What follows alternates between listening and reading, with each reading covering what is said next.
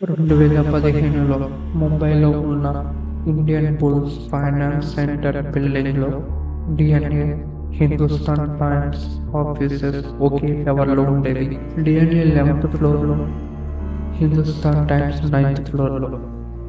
రాత్రులు parties cover చేసే photographers తిరిగి ఆఫీస్కి వచ్చేవాళ్ళు.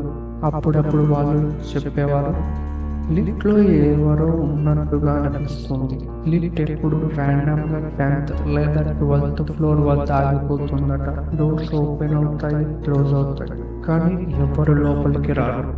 ఒకరోజు డిఎన్ఏకి చెందిన ఫోటోగ్రాఫర్ రాత్రి చాలా లేట్గా బయటికి వెళ్ళేవాడు.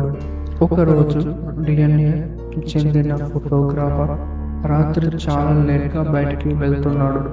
లిఫ్ట్ 10th ఫ్లోర్ వద్ద ఆగిపోయింది. డోర్ ఓపెన్ అయింది. ఒక లిఫ్ట్ మ్యాన్ లోపలికి వచ్చాడు. ఆ సమయానికి అక్కడ లిఫ్ట్ మ్యాన్ ఉండటం అసాధ్యం. అతని ఫోటోగ్రాఫర్ వైపు చూశాడు.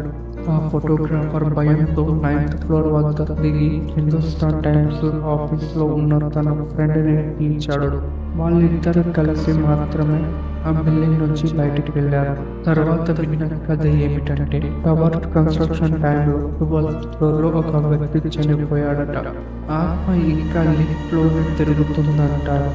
అసలు ఆ రాత్రి లిఫ్ట్లో ఉన్నవాడు ఎవరు ఇప్పటికీ ఎవరికి తెలియదు. మరి గాయస్, మీకు ఈ స్టోరీ ఎలా అనిపించింది? ఇలాంటి రియల్ హారర్ ఎక్స్పీరియన్స్ మీకు కూడా ఉంటే కింద కామెంట్లో షేర్ చేయండి. ఇంకా ఇలాంటి ట్రూ స్కేరీ స్టోరీస్ మిస్ కాకుండా సబ్స్క్రైబ్ చేసుకోండి. బెల్ ఐకాన్ కూడా ఆన్ చేసుకోండి. నేను మీతో నిశ్శబ్దంలో భయాన్ని పంచుకుంటున్నాను. నిశ్శబ్ద భయం. నెక్స్ట్ స్టోరీలో కలుద్దాం.